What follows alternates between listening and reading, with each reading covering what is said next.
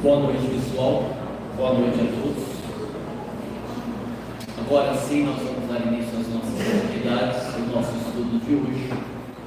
E, como de hábito, a gente vai hoje fazer um estudo mais simples, mais objetivo. E quando eu digo estudo mais simples, eu estou querendo dizer o seguinte: a gente tem procurado nas sextas-feiras fazer uma coisa mais do Evangelho, ao entendimento de todos, porque é um grupo mais heterogêneo. E na quarta, como normalmente vem as pessoas que gostam de estudar, a gente quase sempre aborda um tema mais profundo, mais complexo. Mas como nós iríamos falar dos animais na última sexta-feira, e depois a espiritualidade conduziu de uma forma diferente, então a gente pegou o estudo da sexta-feira e a gente vai fazer hoje. É um estudo mais simples, que a maioria pelo menos já conhece, mas vale a pena para a gente fazer uma reflexão em torno dos animais. Para isso, vamos então fazer a nossa prece, vamos fazer a nossa oração.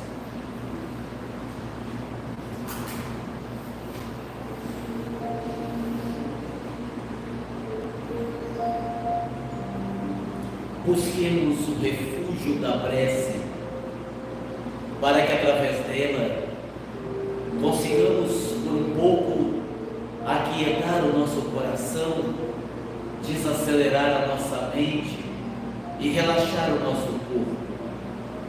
Tanto o pensamento, a estrutura psíquica, como o veículo físico e, sobretudo, a alma, o espírito encarnado, necessita dos momentos de refrigério, de maior tranquilidade, de pausa nas atividades diárias, para um refazimento, para um descanso, a fim de que novamente entremos numa sintonia mais branda, estabelecendo um contato mais suave, mais pleno com a divindade através da própria oração, mas também conosco mesmo. Neste movimento de introspecção, nós conseguimos, se o fizermos bem feito, nós conseguimos entrar em contato com a nossa realidade íntima, conseguimos conectar-nos com o nosso mundo interior e, a partir disso, como é a proposta do Cristo e do Espiritismo, conseguimos estabelecer um contato mais profundo conosco mesmo. Então vamos aproveitar esses instantes que antecedem o nosso estudo para esse momento que não deixa de ser um momento especial. Como dissemos, um momento em que paramos, um momento em que desaceleramos, um momento em que acalmamos. E isso tudo vai nos ajudando na reformulação das nossas energias. E de resto, que a equipe espiritual nos auxilie, nos envolva e que possamos todos nós, após o estudo, sairmos daqui bem melhores, mais felizes, se possível, mais em paz conosco mesmo, para que os nossos dias, as nossas noites sejam mais saudáveis. Que assim seja.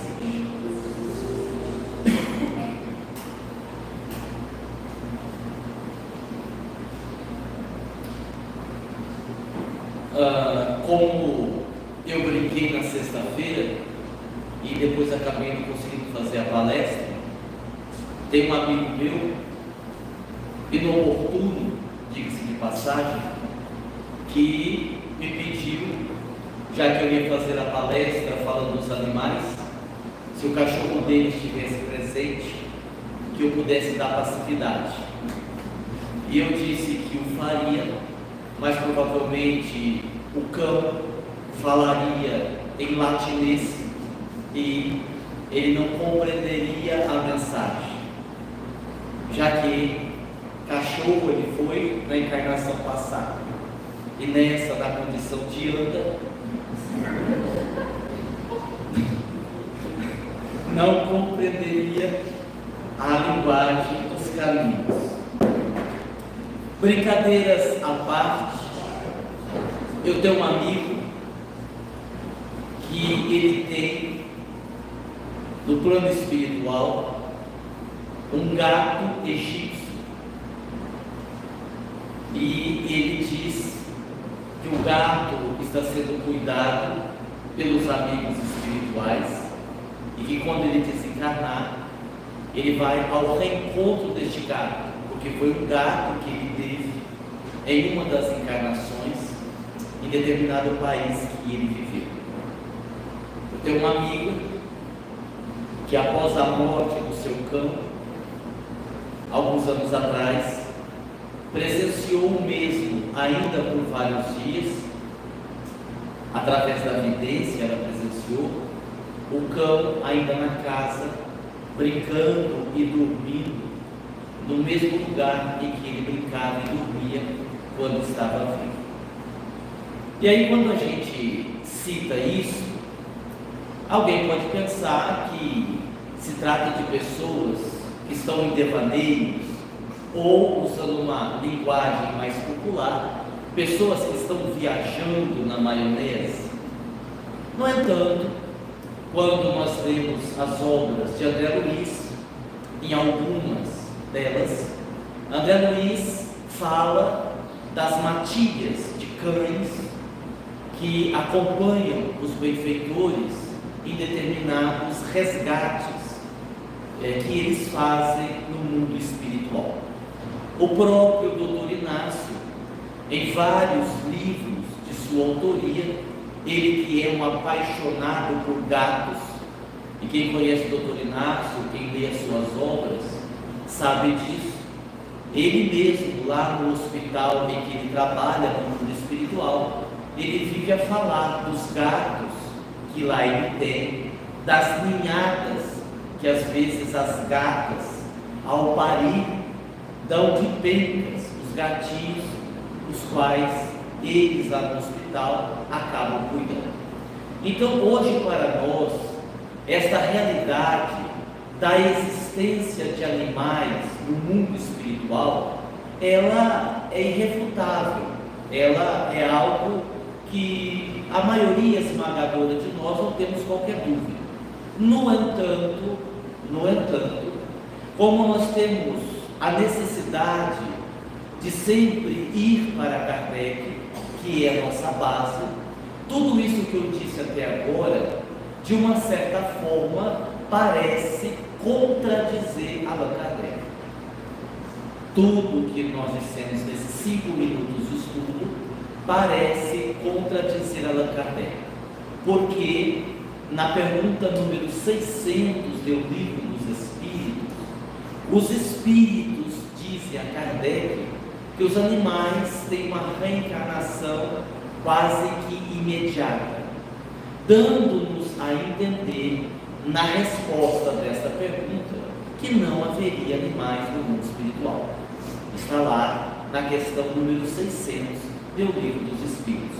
Então como tudo nós temos que trazer para a referência kardeciana, vale aqui então fazermos uma explicação. Como todos nós sabemos, muitos temas contidos no Livro dos Espíritos, Allan Kardec não teve tempo para um desdobramento. Há uma série de temas no Livro dos Espíritos, em todo o Pentateuco, em que Allan Kardec deixou o básico, mas não desdobrou as questões. Por exemplo, poderíamos nos referir no próprio Livro dos Espíritos, quando Allan Kardec reserva não mais que 4 ou 5 questões a respeito do sexo dos espíritos. E ali ele faz apenas algumas perguntas, os espíritos respondem e ele segue em frente com a sua reflexão. Em se tratando dos animais, nós não podemos esquecer que quando Allan Kardec ouviu a resposta dos espíritos, que os animais têm uma reencarnação quase que imediata, eles se referiam na ocasião dos animais em relação à natureza. Os espíritos se referiam naquela pergunta aos animais não domesticáveis, aos animais que vivem naturalmente e viviam em muito mais quantidade naquela época, nas florestas, nas matas, etc. e tal.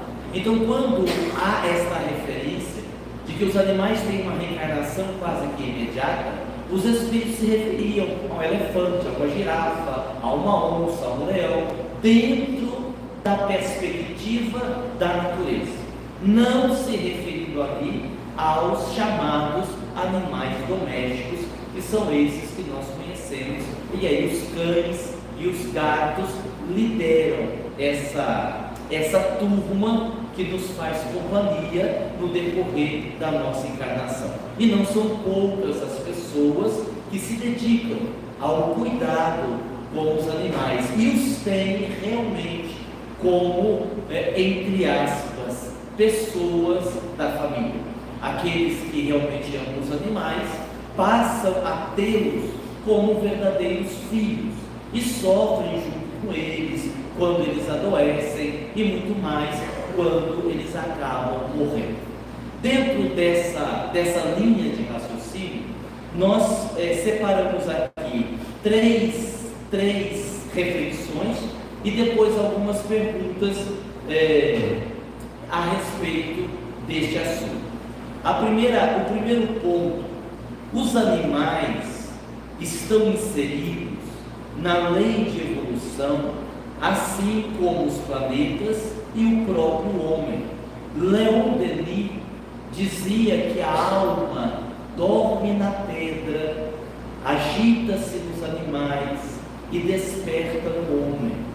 E aí nós entendemos uma coisa que nós já explicamos aqui, que os animais, eles também estão dentro deste processo evolutivo, que no mundo superior, nos mundos superiores, também existem animais, mas que eles são bem mais evoluídos do que os animais conhecidos aqui na Terra, e que os animais teriam esse processo evolutivo até chegar num ponto que nós não sabemos onde, que nós não sabemos quando, que nós não sabemos em que momento, em que o princípio, e nós vamos falar do princípio daqui a pouco, em que o princípio inteligente que habita os animais passa a reencarnar na condição de homem, na condição de ser humano.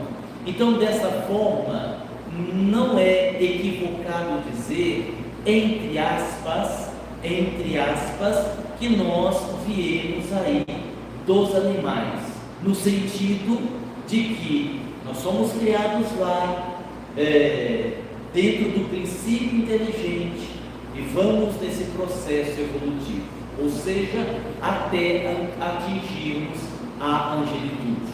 E quando Allan Kardec ainda pergunta no Livro dos Espíritos como é a relação dos animais conosco, qual é a diferença evolutiva entre nós e os animais, e os Espíritos respondem que, embora alguns animais a gente hoje já saiba que são dotados de uma certa inteligência limitada, é verdade, porque eles são guiados pelo instinto, mas a distância evolutiva dos animais para com o homem seria mais ou menos a distância da nossa evolução para com Deus. Existe aí uma distância evolutiva muito grande que a gente precisa compreender. E aí nós vamos para o segundo item, que está emendado aqui com o primeiro. Nós não podemos dizer que os animais têm um espírito, e podemos dizer que os animais têm um espírito. Se eu for usar a expressão no dia a dia, eu posso dizer que os animais têm um espírito que sobrevive à morte do corpo, ou que os animais têm uma alma que sobrevive à morte do corpo.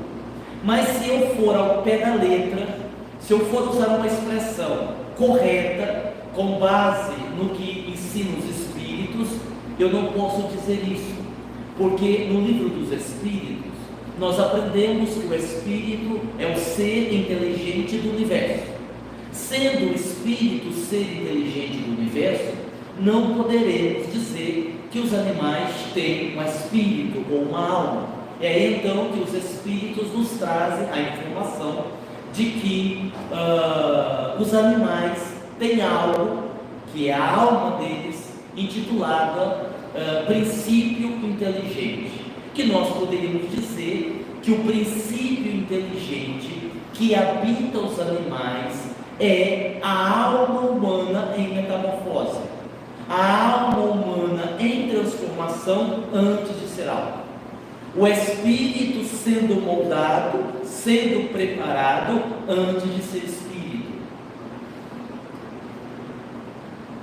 O homem, ele não consegue, num dado momento da evolução humana, a própria ciência, ela tem uma série de dúvidas em encontrar esse elo de ligação do reino animal para o reino hominal.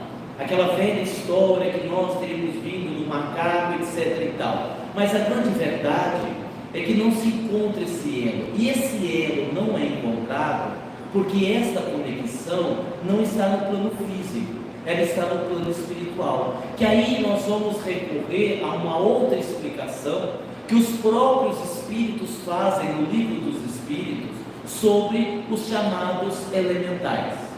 E os elementais são seres que habitam a natureza, conhecidos por nós como fadas, gnomos, duendes, sereias, que nós temos como seres da mitologia que não seriam reais, mas que na verdade o são. Resumindo, o princípio inteligente vai habitando os animais dentro do próprio reino animal. Existe um processo de evolução até que em dado momento esse princípio inteligente toma forma de elemental, e o elemental é o elo de ligação para que mais tarde esse princípio inteligente que habitou os animais e que está habitando agora os elementais possam começar a reencarnar na condição de homens, na condição humana. E aí está a conexão. Inclusive, esses elementais, eles coordenam os fenômenos da natureza. Quando Jesus está no barco com os apóstolos, em meio à tempestade, e ele dá a ordem, e o vento se acalma, e a tempestade se acalma, haveremos de concluir que Jesus não falava com a nuvem, Jesus não falava especificamente com o vento, mas com os seres, os elementais, que comandavam na ocasião aquele movimento da natureza. E é assim que nós temos as chuvas, é assim que nós temos todos os fenômenos referentes às questões da fauna, da flora, que nós temos notícia. O espírito Paulinho Garcia, para quem gosta desse assunto, ele tem um livro que não é novo, já é muito antigo, intitulado Espíritos Elementais. O livro dele tem esse título. E no livro ele faz algumas explicações a esse respeito. Inclusive ele e a equipe, eles se encontram com o elemental Labélio, se não me falha a memória, e o Labélio explica que existem elementais que, embora ainda não estejam na condição humana, eles já têm uma tendência para o mal, e que também existem elementais que trabalham em favor do mal e não em favor do bem, que inclusive são manipulados pelos espíritos das trevas, muitas vezes para gerar queimadas, aquelas coisas que vêm destruir a natureza. E aí ele faz uma série de explicação, E muita coisa que o autor do livro, o Paulino Garcia, coloca no livro aquilo que nós sabemos, né? A destruição da natureza, muita coisa do que a gente vive hoje é uma reação natural do quanto o homem, ao longo de séculos e séculos e séculos e séculos, vieram destruindo a natureza, etc. e tal. Eu era criança, bem criança, e eu já ouvia dizer o quanto o homem destruía a Amazônia, né? E continuam destruindo do mesmo jeito. Interessante, mesmo com a saída do Bolsonaro, né? Continuam destruindo a Amazônia, que coisa curiosa, não é? Mas isso aí é tema para outra palestra. Não, porque eu não estou falando de política, é que às vezes a hipocrisia toma lugar tão grande na nossa vida que a gente se perde, porque quando nós defendemos uma ideia verdadeiramente, nós defendemos essa ideia o tempo todo, sim ou não? Sim, sim. Eu não estou fazendo defesa de ninguém, não estou entrando em política não. O que eu estou dizendo é que eu vi, porque eu procuro ser uma pessoa bem informada, eu vi um movimento extraordinário de artistas, ONGs, etc. e tal, há algum tempo atrás, em defesa da Amazônia. A Amazônia piorou no último ano e meio e eu não vi o mesmo movimento. É só isso que eu quero dizer, que é uma coisa muito estranha, né? E aí, já que nós estamos falando de coisa estranha, vamos parar para pensar que minimamente quem usa mais que 2 neurônios sabe que nenhum país sobre a face da Terra está interessado em proteger a Amazônia, e sim nas riquezas que lá tem. É uma coisa óbvia, a menos que você more dentro de uma caverna, não tenha relação com a sociedade e ainda acredite nisso, não é? E aí então, tudo continua sendo destruído. Até aqui, vocês entenderam? Sim ou não? Muito bem. Próxima pontuação para a gente ir para as perguntas. Uma coisa importante. Esses elementais, muitos deles trabalham dentro das sessões mediúnicas. Eles têm, a depender da sessão, a depender da característica da sessão, eles fazem as limpezas, as ondinas, os elementais do fogo, queimando os miasmas, as ondinas ligadas à água, fazendo a limpeza com a água nas sessões. Quando nós tínhamos, porque durante muito tempo, nós tivemos, antes até do Klaus, nós tivemos por algum tempo as chamadas, digamos assim, sessões mediúnicas mais pesadas, com atendimentos mais difíceis, onde a gente ficava aqui até altas horas da madrugada, etc. E nessas ocasiões, desse tipo de trabalho, os elementais atuavam muito, auxiliando nessas atividades. Próximo tópico, é uma coisa que infelizmente a gente também sabe, o homem ainda está muito distante de compreender e muito menos de amar como deveria os nossos irmãos menores. Alguns espíritos gostam de se referir aos animais como os nossos irmãos menores. Isso é tão verdade que até hoje nós temos as touradas, né? Que infelizmente em alguns países ela só termina com a morte do toureiro ou com a morte do touro, como na Espanha, por exemplo. E a gente tem esse espetáculo dantesco, né? Eu, se tivesse algum poder, né, que nunca vou ter, se tivesse algum poder político, a primeira coisa que eu fazia era mandar cancelar rodeios, né, de qualquer espécie. E não me venha com essa história que não usa espora, que não machuca o animal. Só de você expor o animal, aquele constrangimento, aquele estresse, dele ter que sair pulando, aquela coisa toda, ali já é uma violência indiscutível contra os animais, indiscutível, né? E aí então, nas chamadas touradas, nós vemos essa violência acontecida com mais intensidade, como também vemos pássaros aprisionados em gaiola, e assim uma série de violência e de falta de amor muito exposto por parte de uma grande parte do ser humano. E a gente tem que dizer grande parte, não todos, porque nós também temos acompanhado o trabalho belíssimo que algumas ONGs, algumas pessoas, enquanto pessoas físicas, têm feito no Rio Grande do Sul, ajudando, salvando, recolhendo os animais, porque acaba sendo um problema à parte, que assim nos deixa muito tristes, porque a gente tem ali as pessoas morrendo, a gente tem ali as pessoas desabrigadas, né? Todo esse transtorno, todo esse sofrimento que estão vivendo os irmãos do Rio Grande do Sul, mas também ali os animais, que aqueles que não morreram, perderam suas casas, perderam seus donos, não sabem para onde ir, né? Então, eu vi muita reportagem assim, dessas pessoas recolhendo esses animais na tentativa de ajudá-los, de minimizar aquela dor. Então a gente tem ainda, por parte de muitos, essa falta de sensibilidade, mas por muitos, a gente tem aí uma grande sensibilidade, certo? Até aqui todo mundo entendeu? A questão dos elementais, todo mundo entendeu? Eu não sei, eu fico observando que eu acho que tem um monte de ser humano que tem elemental. Não, você é ciência. Você está na outra ponta. Você está na outra ponta. Cérebro é a terceira esposa de Moisés. Nada a ver com elementar. A gente brincava, é que depois as pessoas mais de baixa estatura foram desaparecendo sempre.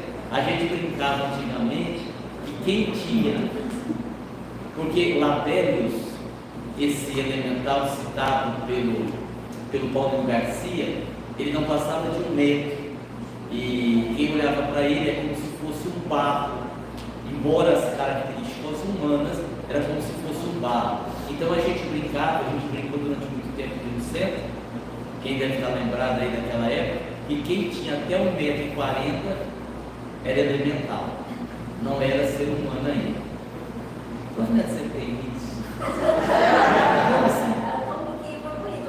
Ah, não, então passou, então você já é ser humano, então não é. Essa é só uma curiosidade mesmo.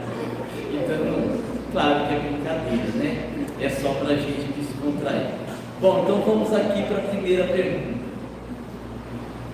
É verdade que os animais domésticos nos protegem energeticamente?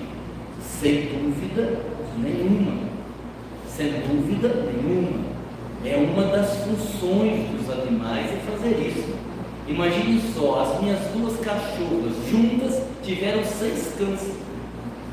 6, contando aquela uma que o Dr. Carlos fez cirurgia espiritual e não precisou ter cirurgia física. As outras 5 precisou cirurgia física. E eu fico imaginando o quanto de energias elas absorveram, né? Que não deixou chegar na gente que ali morava. Até eu conversava com uma pessoa hoje, e ela questionava essa questão. Nós estávamos falando sobre os animais, e ela questionava assim: mas os animais não poderiam ter essa função, né? Porque eles não sabem ali necessariamente do que estão sofrendo, poderia ser diferente. E aí assim, tem algumas coisas na vida que são como são.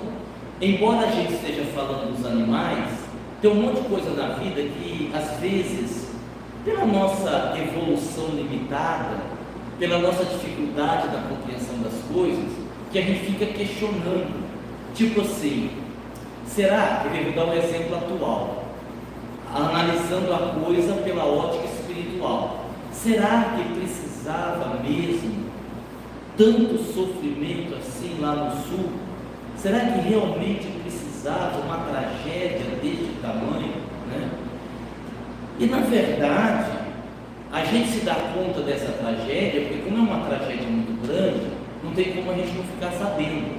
Agora também acontecem pequenas tragédias no dia a dia, na nossa casa, no nosso bairro, né? Na nossa cidade. Quando, por exemplo, você fica sabendo da notícia de uma criança com 5, 6 anos que foi violentada. Você quer uma tragédia maior do que essa? Você quer uma tragédia maior do que essa? É uma coisa dantesca, é uma coisa assim, que nos escapa, né? Qualquer entendimento, coisas graves, são tragédias. E aí a gente vai, como eu disse, pela nossa evolução limitada, a gente vai questionando algumas coisas. E o nosso questionamento não deixa de ter um pouco de rebeldia. Porque toda vez que eu questiono por que algo acontece desse jeito, eu estou no fundo, pensando que Deus talvez esteja errado. No fundo, eu estou pensando que Deus poderia ser diferente, que aquilo não precisaria acontecer. E aí, tem coisas que não tem jeito realmente da gente entender. A gente vai ter que amadurecer, a gente vai ter que evoluir, para a gente compreender melhor determinadas leis que regem a nossa vida, né? Outro dia mesmo eu estava vendo um debate entre dois espíritas, né? E um deles tentava provar que nós não devemos nada a Deus. Por isso, não existiria a lei de causa e efeito.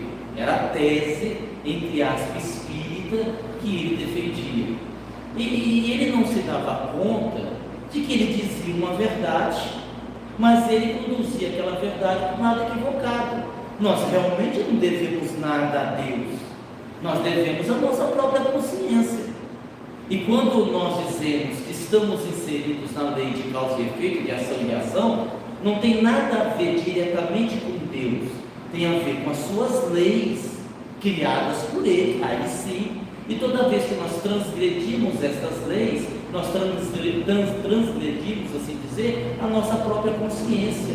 Então, em verdade, o débito não é com Deus, com suas leis ou com a nossa consciência. Onde é que está escrita a lei de Deus? Na consciência. Transgredindo a lei de Deus, eu ataco, digamos assim, eu conspiro contra a minha própria consciência. Então o problema é de mim comigo mesmo. De fato é assim. E aí nós temos a lei de causa e efeito, ok? Mas os animais realmente fazem isso sem dúvida alguma. Tem um livro nosso, se não me falha a memória, é o livro Morri, Sobrevivi para Onde For. Eu não tenho certeza se é esse livro. Eles contam um caso de um cara que desencarnou, um cara assim que era um mala, sabe? Sabe aquela mala sem alça, sem rodinha, cheia de pedra, em dia de chuva? Pois é, era o cara. Não tinha amizade com ninguém, não tinha relacionamento com parente. O cara era da pá virada. E quando ele desencarnou, ele não se encontrou numa situação tão difícil do lado de lá. Ele recebeu uma ajuda rápida, ele foi rapidamente acolhido, levado para um local onde ele foi tratado, e os espíritos depois explicaram que ele era um homem que ajudava muito os animais, inclusive recolhendo animais de rua, providenciando que pessoas adotassem, que ele mesmo, quando desencarnou, tinha em sua casa, em sua residência, alguns animais que ele havia adotado, que ele havia pego na rua, e aquilo havia contribuído para que ele estivesse em um bom lugar depois da sua desencarnação, embora a sua relação com o próximo não era das melhores, né? Muito legal isso. Está em um dos nossos livros, eu acho que é isso, não tenho certeza. O amor aos animais tem algo de negativo? Não. Como o amor a quem quer que seja tenha nada de negativo. O que tem de negativo são as nossas emoções mal conduzidas. Quando eu amo uma pessoa e tenho um nível de possessividade, de carência ou de ciúme exagerado, eu crio ali uma relação tóxica com uma série de problemas para mim, para o outro, que podem me adoecer, mas não é o amor que adoece, não é o amor, são as nossas emoções mal conduzidas, como tudo na vida. A gente não é igual mediunidade, não existe como mediunidade adoecer uma pessoa, porque mediunidade é neutra. É a mesma coisa de eu dizer que um carro com pneu careca é culpado por não ter conseguido parar no semáforo e batido no caminhão. O carro é neutro. O carro em si não tem conhecimento que os próprios pneus estão carecas, e sim o seu dono. Então é o indivíduo com as suas loucuras, com as suas perturbações, que no exercício da mediunidade pode adoecer, inclusive psicologicamente. Mas isso não tem nada a ver diretamente com a mediunidade, e sim com a própria condição emocional e psicológica do indivíduo. Então, o amor é uma virtude sublime. Não há quem ame verdadeiramente que enfrente problemas nesse sentido. Agora, quando nós não amamos, ou confundimos o amor, ou amamos misturado com outros sentimentos, aí é diferente. Por exemplo, eu tenho uma amiga que eu já conversei com ela várias vezes. Ela tem um grande amor pelos animais, mas ao mesmo tempo uma grande raiva do ser humano. Já começou o problema, porque uma coisa não pode anular a outra. Não é porque eu amo os animais que eu vou detestar o ser humano, porque a gente é gente, e a gente convive com gente, e a gente tem que aprender a lidar com gente. Então o que acontece? Ela canaliza, entre aspas, todo o seu amor para os animais. E o que ocorre a partir daí? Está quase passando fome, porque todo o salário que ganha para comprar ração, e não sobra dinheiro para comprar comida, e já foi despejada de 5 casas. Por quê? Porque ela tem 18 cachorros e 19 gatos. Não é? Vocês entenderam? Não é a questão de gostar e cuidar dos animais. Quando nós não conseguimos conduzir as nossas emoções, ainda que a gente diga que o que nos movimenta é um bom sentimento, nós vamos conduzir de forma errada. E aí então nós temos um problema, que não está ligado ao gostar ou não dos animais, mas os problemas que eu trago e que eu não consigo lidar com aquela situação, certo? E aí aqui a gente também não vai entrar, e é desnecessário entrar, naquela questão assim, que a gente poderia começar a perguntar: ah, mas e quem dorme com o cachorro? E quem dorme com o cachorro na cama? E quem dorme com o cachorro fora de casa? Olha, aí já é questão pessoal, aí é questão de cada um. Tem cachorro que vive dentro de casa e já é de praxe aquele cachorro menor ficar dentro de casa, outros cachorros só ficam fora de casa. Aí não vamos entrar nessa questão, porque não tem certo ou errado, aí é cada um faz do jeito que achar melhor. Os animais podem voltar ao mesmo lar, sem dúvida alguma. Agora sim, nem tudo que parece é. Chico Xavier tinha uma cachorra chamada Boneca.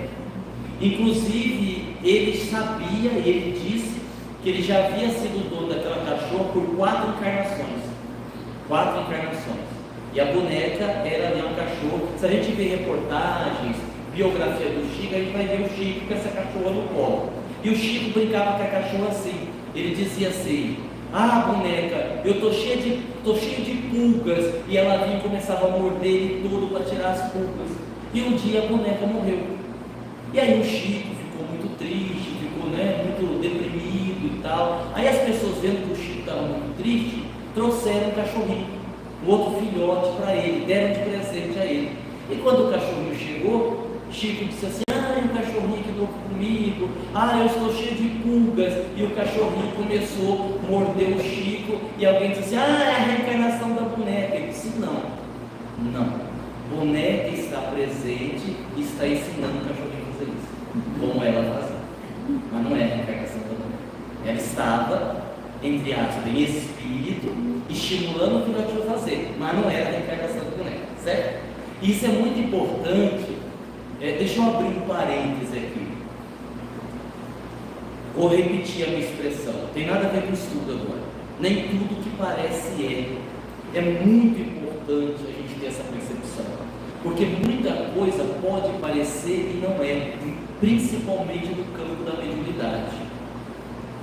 Uma vez, alguns anos atrás, morreu a mãe de uma amiga minha. E essa mãe que morreu, ela era acumuladora, morava numa chácara e era acumuladora. A filha retirou 4 caçambas de tranquilo, 4 caçambas. E assim, demorou mais de mês para ela limpar a casa toda, porque eles iam vender depois, renovar as roupas. E um dia essa minha amiga me ligou, mandou um zap na verdade, disse: Aguinaldo, olha, você pode fazer uma vibração aí no centro, porque minha mãe está aqui, minha mãe está na casa, ela está aqui. Eu digo: ó, eu acho que não está, porque pelas informações que a gente teve, inclusive ela desencarnou, a mãe dela já com Alzheimer, estado avançado de Alzheimer, já não conhecia as pessoas, muito debilitada psiquicamente. Só pela informação que a gente tem, a sua mãe não está aí, ela não ficou presa na casa. Ah, tá, Aguinaldo, mas ela está aqui. Tá bom, porque eu acho engraçado as pessoas, né? As pessoas têm que ensinar a gente o que a gente tem que fazer, né? As pessoas chegam ontem e precisam ensinar para a gente. Tá bom, a gente vai verificar. Aí eu levantei uma outra possibilidade que também pode acontecer. Às vezes você chega num lugar onde o seu pai viveu muito tempo e você sente que seu pai está ali, até porque você está pensando nele. E às vezes o seu pai mentalmente entrou em contato com você, projetando o pensamento de onde ele está. Quando você diz assim: ah, senti a minha mãe aqui, não significa necessariamente que ela está ali em espírito, porque às vezes você entrou na frequência emocional dela, você tem uma saudade. Nossa, a minha mãe sempre sentava nessa cadeira de balanço, e aí você começa a chorar, porque você tem uma grande saudade. Imediatamente parece, entre aspas, parece que você está vendo a sua mãe, e não está. A sua mãe, que também entrou na sua frequência, está no plano espiritual, projetou o pensamento de saudade. Deu para entender? Nem tudo que parece é. E no caso aqui citado, era outra coisa ainda, nem era isso. Era a energia que a mãe havia deixado nas coisas que a filha estava mexendo. Então tinha lá uma caneca que ela tinha guardado há 50 anos, que ela não queria jogar fora. Conforme a filha estava mexendo, vou tirar essa caneca, vou dar embora para alguém, ela entrava em contato. Olha só, não era a mãe espírito, não era a projeção mental da mãe. A filha entrava em contato com a energia que estava impregnada, os utensílios que ela estava mexendo. É uma terceira situação. Então, realmente, nem tudo que parece é. E vocês sabem, eu já contei essa história, eu vou contar de novo, porque minha mãe não veio hoje, graças a Deus, porque sexta-feira ela veio, eu não poder contar, porque ela ia ouvir falar mal dela. Minha mãe tinha um gato, e o gato da minha mãe era o amor da vida dela, amava mais o gato do que meu pai. E aí o gato morreu, foi atropelado, à frente de casa, a contagem. Acho que a minha mãe chorou 30 dias sem parar. Ela começou a pegar no meu pé. Falei: não, e meu gato? Eu não sei, mãe. Mas você não sabe onde ele foi? Não, eu não sei. Não dá para perguntar para o Dr. Klaus? Eu digo: olha, eu acho melhor não, porque o Dr. Klaus não é veterinário. E eu presumo que o Dr. Klaus tem mais o que fazer do que ficar cuidando de gato. Ah, mas você não acha que ele vai voltar?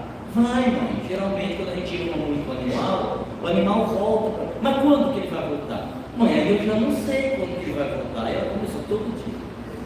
Aqui, não, você já sabe se o meu gato vai voltar? Mãe, eu não sei se o gato vai voltar.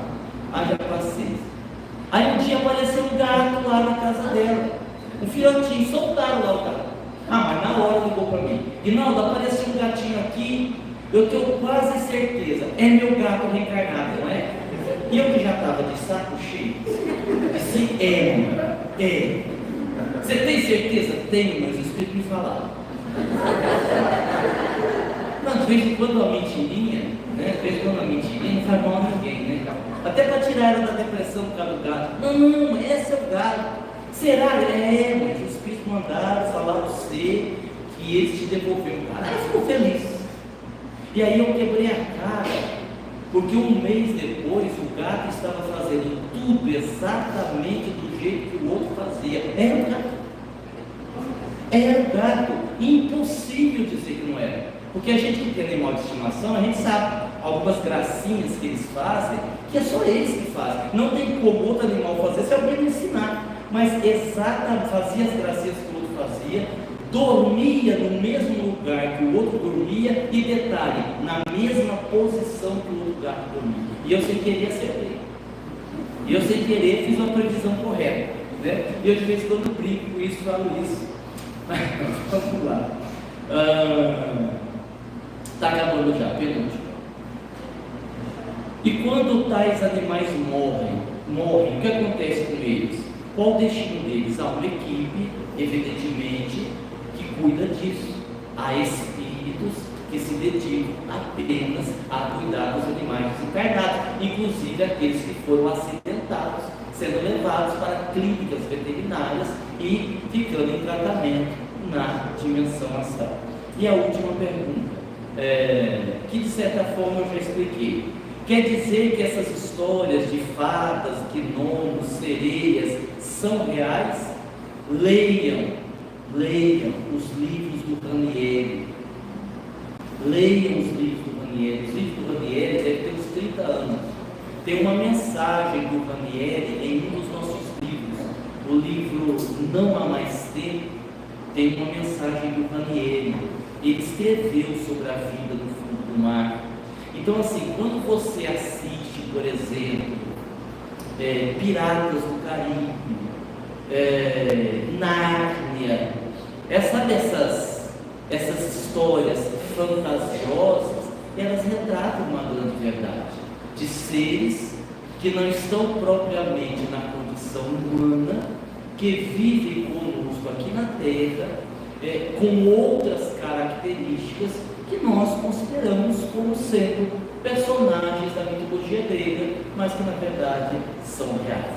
Então aí a gente tem muita coisa ainda para descobrir, tá certo? Bom, pessoal, como eu disse, o estudo era simples, mas importante, que isso sirva para a gente amar mais os animais.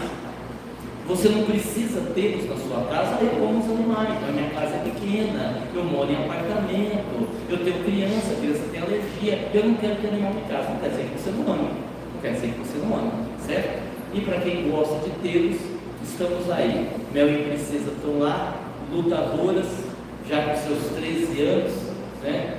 E estamos caminhando, tá certo? Muito bem. Então, sexta-feira nós teremos homenagem para as mães, tragam um prato de doce e um refrigerante. Não pode trazer doce? Porém, não pode trazer doce por quê? Sim, mas qual é o critério que vocês estão usando para fazer isso? É a diabetes, por conta de diabetes, é isso? Então, por conta de risco de diabetes, é só salgado e refrigerante, tá bom? Tudo bem. Muita paz, muito obrigado. Até o nosso próximo estudo.